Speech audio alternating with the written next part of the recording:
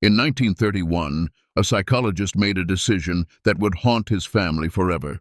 He brought home a baby chimpanzee and raised it alongside his own infant son as equals. What started as groundbreaking science became a nightmare when the human child began acting more like the ape than the ape acted like a human. The experiment ended abruptly when researchers realized they might have permanently damaged a child's development. This is the disturbing true story of Gua and Donald, and how the pursuit of scientific knowledge crossed every ethical line imaginable.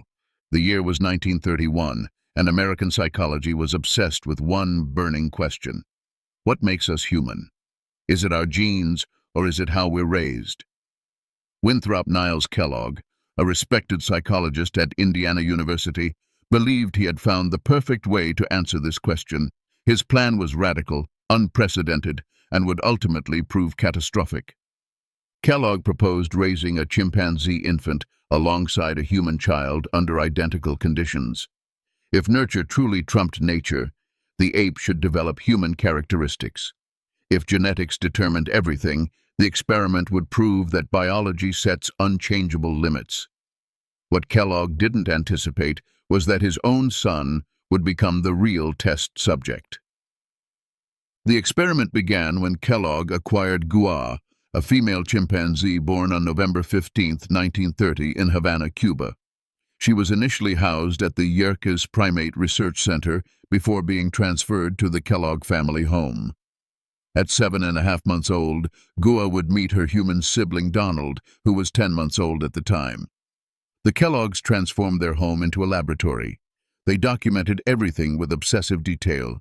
Every meal, every bath, every lesson became data for their research. They dressed Gua in human clothes, fed her with utensils, and treated her exactly as they would any human child. The two subjects shared the same bedroom, ate the same food, and received identical training in everything from toilet use to social behavior. What happened next shocked even the researchers conducting the study. Gua didn't just adapt to human life, she excelled at it. Within weeks, she was outperforming Donald in almost every measurable category. She learned to walk upright before Donald could manage steady steps. She mastered using a spoon and drinking from a glass, while Donald still struggled with coordination. Most remarkably, by the time both subjects were around 1 year old, Gua could recognize and respond to approximately 95 words and phrases, compared to Donald's 68. The early results seemed to support the nurture argument. Here was clear evidence that environment could shape behavior across species lines. Gua would come when called, she'd fetch specific objects on command, and she even learned to open doors and navigate the house with human-like purpose.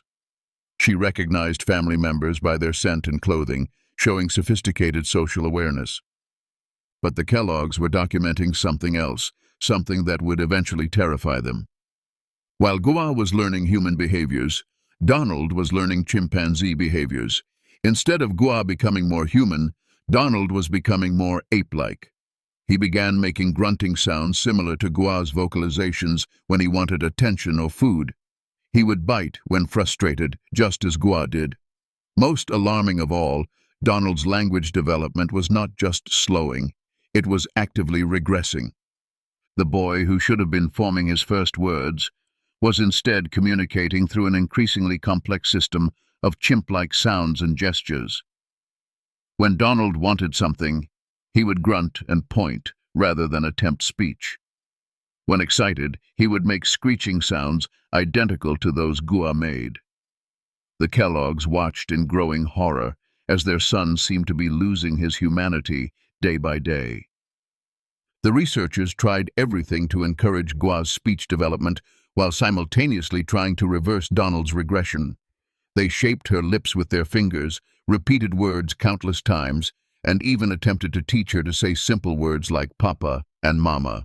Despite their desperate efforts, Gua never produced a single recognizable word. Her vocal cords and brain structure simply couldn't process human language the way a human child's could.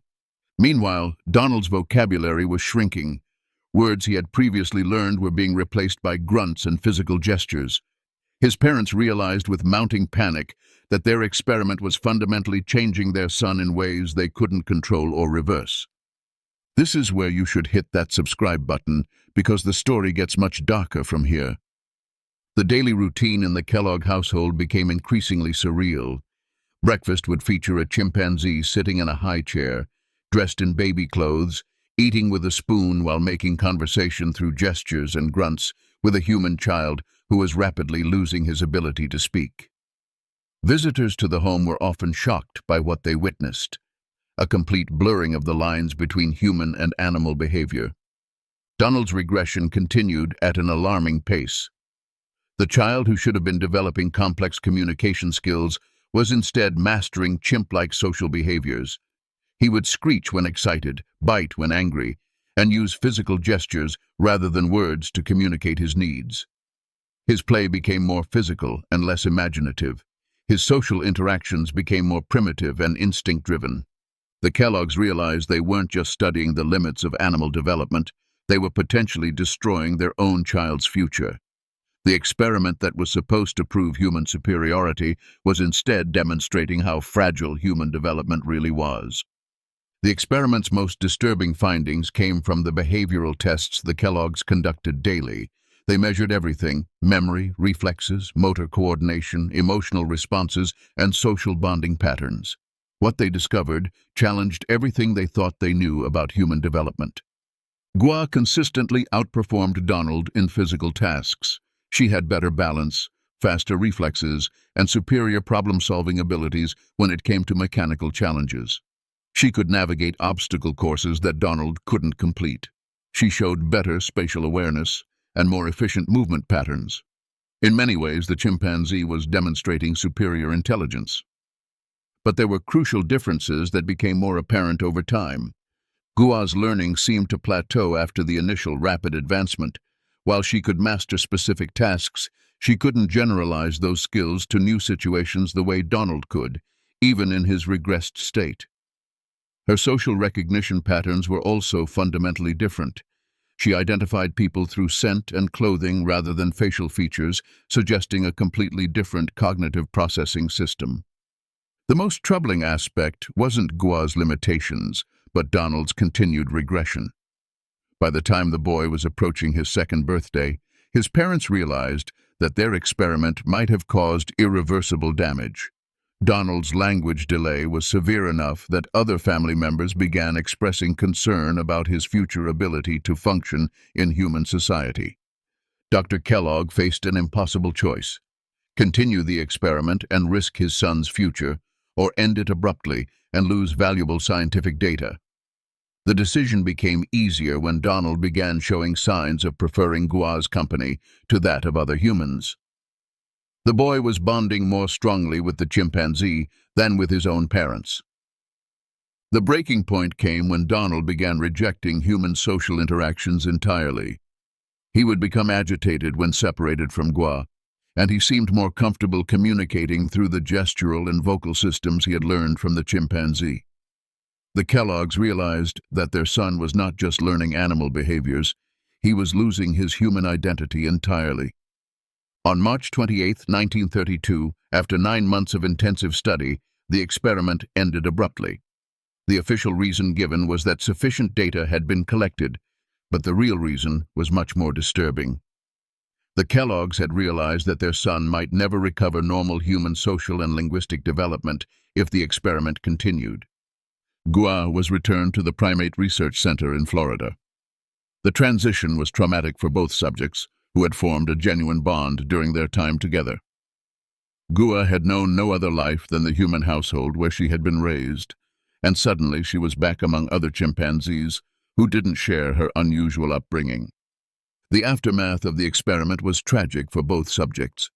Gua, now isolated from the human contact that had defined her early life, began showing signs of depression and withdrawal.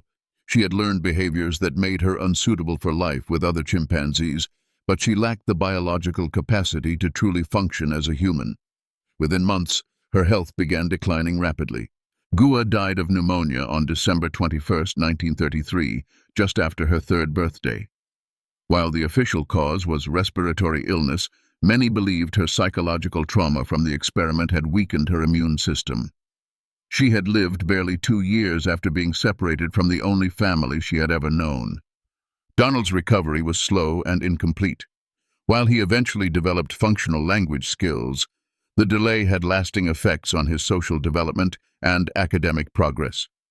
Speech therapists worked with him intensively to help him develop normal language patterns, but progress was frustratingly slow. He had to essentially unlearn the gestural and vocal communication system he had developed with Gua. Donald grew up to work in medicine and psychiatry, perhaps influenced by his early experiences as a research subject. Those who knew him as an adult reported that he was intelligent and capable, but always seemed slightly disconnected from normal human social interactions. However, Donald's story ends in tragedy. He died by suicide in 1973 at the age of 43. The scientific community's response to the Kellogg experiment was mixed and controversial. Some researchers praised the innovative methodology and the valuable insights it provided about the limits of environmental influence on development. The study demonstrated that genetic factors impose fundamental boundaries on behavior and learning, even in the most enriched environments. Other scientists criticized the experiment's ethical implications.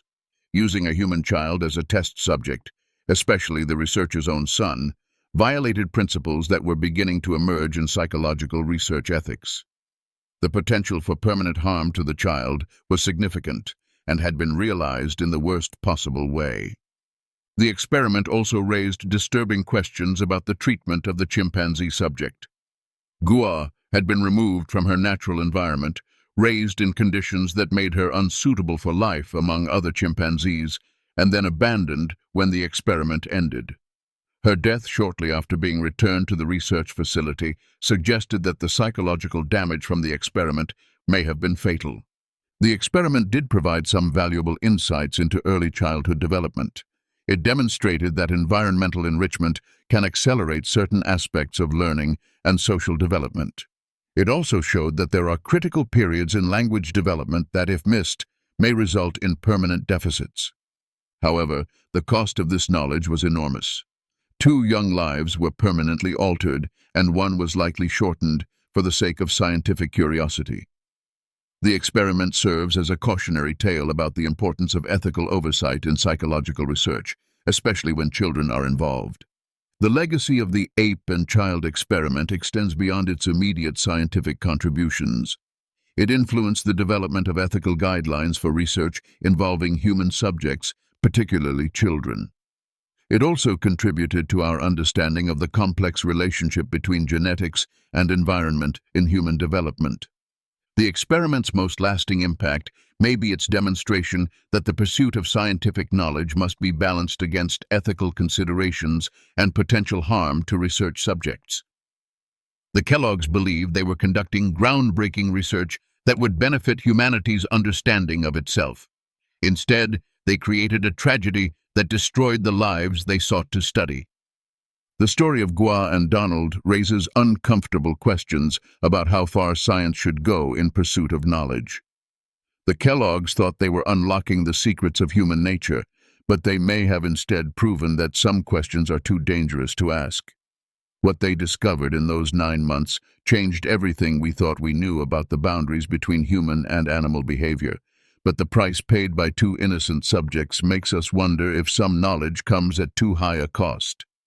And if you think this experiment was disturbing, wait until you hear about what researchers did to prisoners in the 1960s.